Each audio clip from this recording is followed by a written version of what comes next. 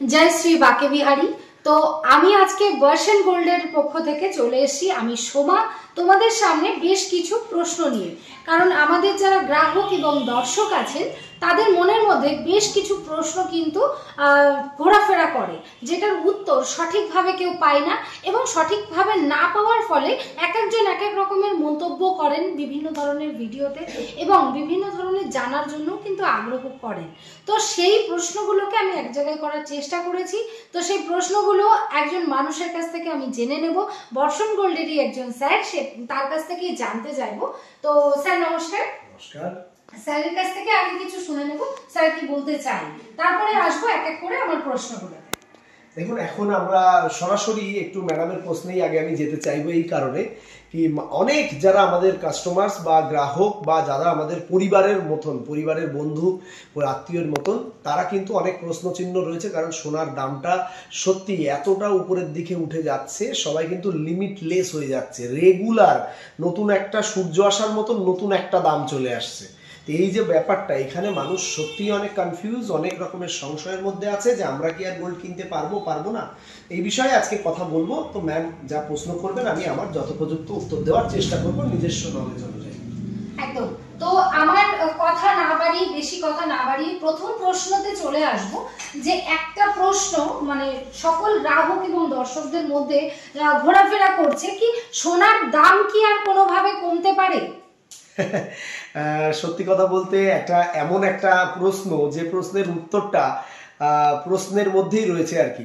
প্রশ্নটা হচ্ছে সোনার দাম কি আর কমতে পারে।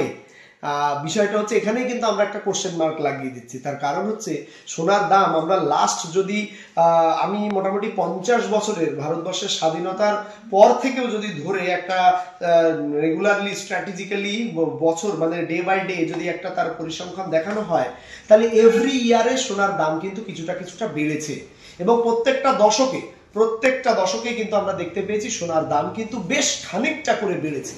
সেই জায়গাতে দাঁড়িয়ে আমি মোটামুটি 2020-21-এর ঘটনা আপনাদের বলতে পারি। আফটার দ্য কোভিড সোনার দাম কিন্তু হয়ে গেছিল 44, 42, 43 এরকম মধ্যে সোনার দামটা ঘোরাফেরা করছিল, 42, 43, 44 হাজার।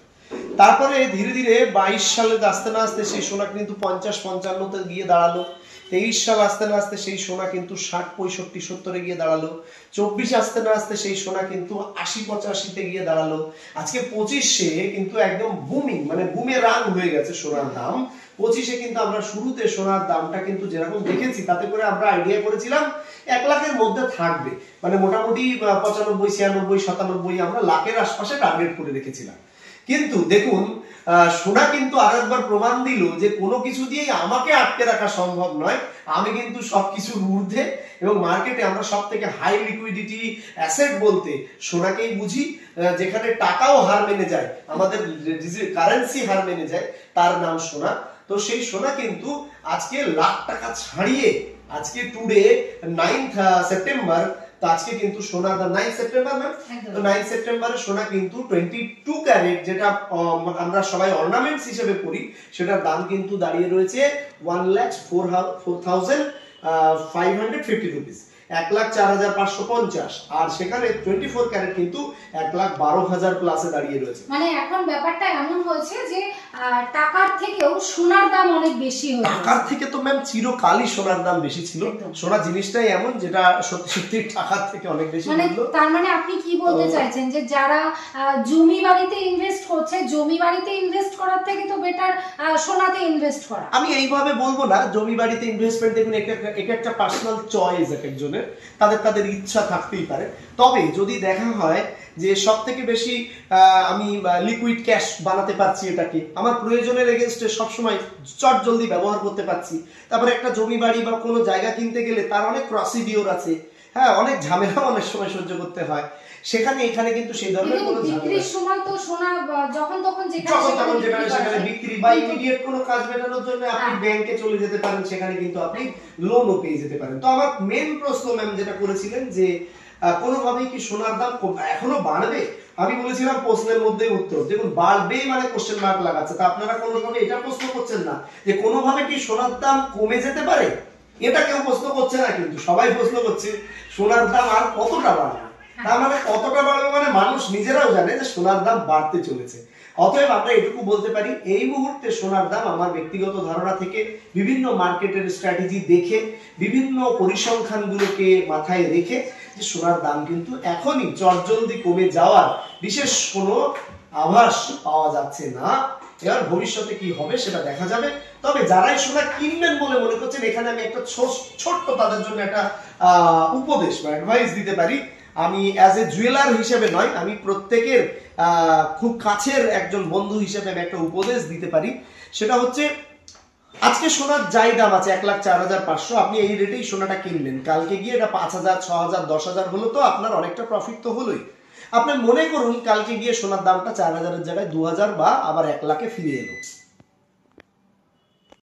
তো সেক্ষেত্রে যদি কিছুটা কমেও যায়, আলটিমেটলি কিন্তু আপনারা যারা গ্রাহক, যারা অর্নামেন্টস কিনছেন, তাদের কিন্তু কোনো লস নেই। কারণ আপনি এটা নিশ্চয়ই আজকে কিনে কালকেই বিক্রি করবেন না, পরশু বিক্রি করবেন না। আপনি এটা বাড়িতে রাখছেন, আপনি ব্যবহার করছেন, তারপরে একটা সময় যদি সত্যি প্রয়োজন পড়ে, 2 বছর, 4 বছর, 5 বছর পরে যদি আপনি এটাকে সেল করতে চান বা এক্সচেঞ্জ করলে তো কোনো কথাই নেই, কালকেও করতে পারেন, সেম ওয়েটে পেয়ে যাচ্ছেন। কিন্তু যদি সেলও করতে চান 2-4 বছর পরের ব্যাপার, তখন কিন্তু দেখা যাবে এর দামটা সত্যি আজকের 1,04,000 এর কেনা গোল্ডটা তখন হয় 1,30,000 বা 1.5 লাখ বা আরো বেশি, এরকম জায়গাতে কিন্তু চলে যাবে। অতএব গোল্ড পারচেস করলে 2-1,000 টাকা কমে গেলেও আপনার কিন্তু বিশেষ কোনো লস হয় না। আর রাইট নাও কিন্তু গোল্ডের দাম বাড়ার দিকেই রয়েছে। তো সবাই বি রেডি, সোনা কিনুন। সোনা সব সময় আপনাদের বন্ধু ছিল, আছে, থাকবে। সোনাই একমাত্র বিপদের সঙ্গী। তো আমাদের প্রথম প্রশ্নের উত্তরটা কিন্তু স্যার খুব ভালোভাবেই বুঝিয়ে দিয়েছে। আশা করি তোমরা যারা এই প্রশ্নের উত্তর খুঁজছিলে তারা পেয়ে গেছো এতক্ষণে। তো নেক্সট ভিডিওতে কিন্তু আমরা আরো একটা কোশ্চেন নিয়ে চলে আসবো। Thank you so much.